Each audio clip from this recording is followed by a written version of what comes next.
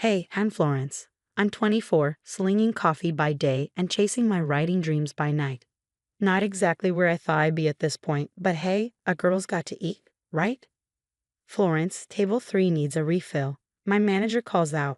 I nod, grabbing the pot. Just another day in paradise. As I top off mugs, my phone buzzes. Mom, probably calling about Brittany's engagement party. I brace myself and answer on my break. Florence, honey, have you picked up your dress for the party yet? She asks. I sigh, not yet, Mom. I've been busy with work, and, well, made sure it's not too flashy. We don't want to outshine Brittany on her big day, right? Heaven forbid anyone steal the spotlight from golden child Brittany. After my shift, I meet up with my best friend, Alex, at our favorite diner. So how's the great American novel coming along? He asks, sliding into the booth. I groan, burying my face in my hands. It's not. I can't focus with all this party drama. Alex rolls his eyes. Ah, yes, the engagement extravaganza. How's dear cousin Brittany? Perfect as always, I mutter. You know how it is. Brittany's getting married, and well, here. Hey, Alex says, his tone serious. You're doing just fine. Don't let them get in your head. I nod, but it's hard. Every family gathering is a minefield of comparisons and helpful suggestions about my life choices. Later that week, I'm at my parents' house, helping with party prep. Mom's in full stress mode. Florence, be a dear and hang these streamers. And remember, Brittany likes them just so. I bite back a sarcastic comment and start hanging. That's when I hear Brittany's voice floating from the kitchen. Oh, Aunt Karen, you're too kind. Florence? Oh, she's finding her way. Bless her heart. My cheeks burn. Classic Brittany, sweet as pie to your face, sharp as a knife behind your back. As the day winds down, Dad pulls me aside. Flory, I know things have been tough, but try to be happy for Brittany, okay? No more of your incidents. Incidents? Like the time Brittany's harmless prank at my high school graduation left me with a sprained ankle. But sure, I'm the problem. Despite it all, I'm determined to make this work, to be the bigger person. As I leave, Mom calls out, don't forget, the party starts at 6 sharp. And Florence, do try to smile more. I force a grin and wave goodbye. But as I drive home, I can't shake this feeling of dread. Brittany's parties always end in disaster for me, one way or another. But this time will be different, right? This time, I'll keep my cool, play nice, and maybe, just maybe, get through one family event without drama. The date of Brittany's engagement party arrives, and I'm determined to stay positive. I show up early, plastering on my best fake smile as I help set up. Florence, you actually clean up nice, Brittany chirps, eyeing my dress. Though, honey, you might want to ease up on the carbs, just saying. I grit my teeth. Thanks, Britt, you look lovely. As guests pour in, I play the role of the perfect, supportive cousin. Smile, nod, laugh at the right moments. But Brittany seems determined to push my buttons. During the toasts, she clinks her glass. I just want to thank everyone for coming. Even Florence managed to tear herself away from her little coffee shop dreams. Laughter ripples through the crowd. My cheeks burn. Alex, bless him, squeezes my hand under the table. Ignore her, he whispers. But Brittany's just warming up. As we move to the buffet, she loudly comments, oh Flo, maybe skip the cake. Wouldn't want to strain those dress seams. I bite my tongue so hard I taste blood. Then come the group photos. Brittany insists I stand at the back, for height reasons. Thought we're the same height. Brittany, I finally snap. Can we not do this today? She blinks innocently. Do what? I'm just trying to include you, Flo. No need to be so sensitive. As the party progresses, her jokes grow meaner, more pointed. Each one chips away at my resolve. Remember when Florence thought she'd be a famous author by now? Bless her heart. Oh, Flo's still single. Well, not everyone can be lucky in love and life. I'm at my breaking point when Brittany announces a special surprise. Florence, be a dear and help me in the kitchen, she calls sweetly. Against my better judgment, I follow her. In the kitchen, a large pot sits on the stove. I thought we'd do a little tea ceremony, Brittany explains. You know, for cultured people. As she lifts the pot, I see a glint in her eye that makes my blood run cold. Before I can react, she stumbles.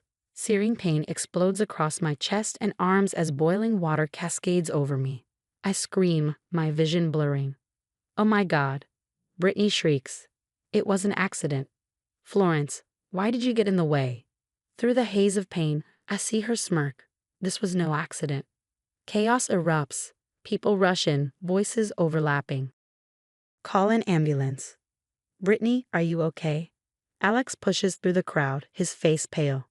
Florence, we need to get her to the hospital now. But Mom steps in, her voice tight. Now, let's not overreact. I'm sure it's not that bad. Florence, stop making such a fuss. You're ruining Brittany's party. I can't believe what I'm hearing. My skin feels like it's on fire. And they're worried about the party. Are you kidding me? Alex explodes. She needs medical attention. Brittany sniffles dramatically. I feel terrible. Florence, can't you just put some ice on it? That's when I snap. Through gritted teeth, I manage to say, Alex, get me out of here. As Alex leads me out, ignoring my family's protests, my phone starts pinging like crazy. Later, I'll see a barrage of angry messages. How could you make such a scene? You always have to make everything about you. Brittany is devastated. I hope you're happy. In the car, racing toward the hospital, the pain is overwhelming. But something else cuts deeper, the realization that my family cares more about a party than my well-being. You're going to be okay, Alex keeps saying, his knuckles white on the steering wheel. I nod, fighting back tears. But as the adrenaline fades and the true horror of what just happened sinks in, I can't help but wonder, will anything ever be okay again? The hospital room is quiet except for the steady beep of machines. I stare at my bandaged arms, still processing the events of the past few days. Alex walks in, his face a mix of concern and anger. How you holding up, Flo? Like I've been boiled alive, I mutter. Any word from the family? He hesitates. Your parents called. They want you to consider not pressing charges, for the sake of family unity. I laugh bitterly, wincing at the pain it causes. Family unity, right. Just then, we heard voices outside my hospital room. It was my aunt and uncle, Brittany's parents. I don't know why Florence is making such a big deal out of this, my aunt hissed. Brittany's always been a bit competitive with her, but she'd never do something like this on purpose. My uncle sighed. Remember the science fair incident, or Florence's college acceptance party? There was a pause. Those were different, my aunt insisted. Brittany was just a kid then.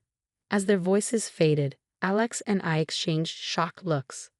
Science fair incident, he asked. Memories flooded back. The night before judging, my project mysteriously ruined and Brittany winning first place. I always assumed it was an accident, but now... Alex, I said slowly, I think we need to do some digging. Over the next few days, as I recovered, Alex became a one-man investigation team. He talked to old classmates, dug up yearbooks, and even sweet-talked my grandmother into sharing some old family videos. What he uncovered made me sick. Flo, look at this, he said, showing me his phone. It was a series of texts from Brittany to her friend, dated the day before the engagement party. Can't wait to put little Miss Perfect in her place tomorrow. Got a special surprise planned. She planned it, I whispered, feeling numb. All of it. But the revelations didn't stop there. Alex had compiled a list, my ruined science fair project. Brittany had bragged to friends about sabotaging it. The accidental punch spill on my prom dress, premeditated. Even my recent breakup, Brittany had been feeding my ex lies about me for months. As the evidence piled up, my family's pressure to forgive and forget grew more intense. Florence, honey, my mom said during one visit, I know Brittany can be difficult, but she's family. Can't you just let this go? I stared at her, disbelieving. Let it go. Mom, I have second-degree burns. She flinched. I know, but...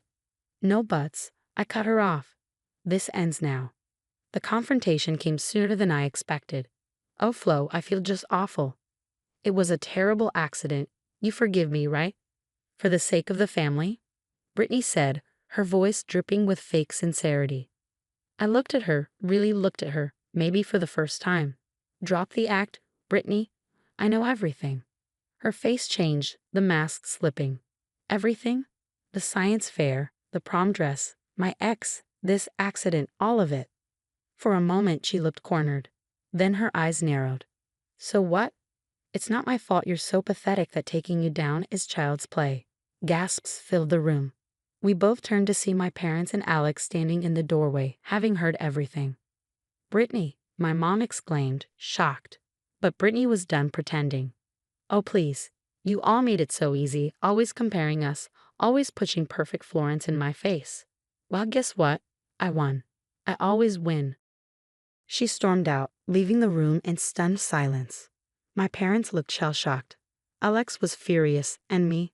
I felt something I hadn't felt in years. Free.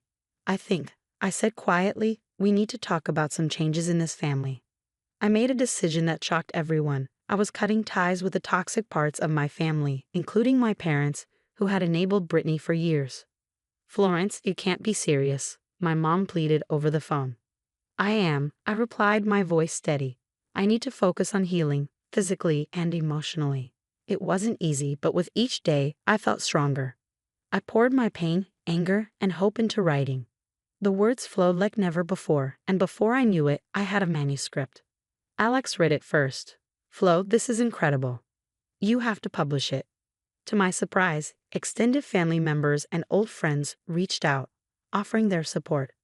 "We always knew something was off with Brittany," my cousin Sarah admitted. "We should have said something sooner." As I focused on my recovery and writing, news about Brittany trickled in. Her fiancé had called off the engagement after learning the truth, and her job had let her go due to character concerns. Meanwhile, my book, Burned But Not Broken, caught the attention of a publisher. Suddenly, I was doing interviews and book signings. The girl who once felt invisible was now being heard. One day, I received a call from my dad. "Florence, we've been doing a lot of thinking and therapy. We'd like to try to make amends." I took a deep breath.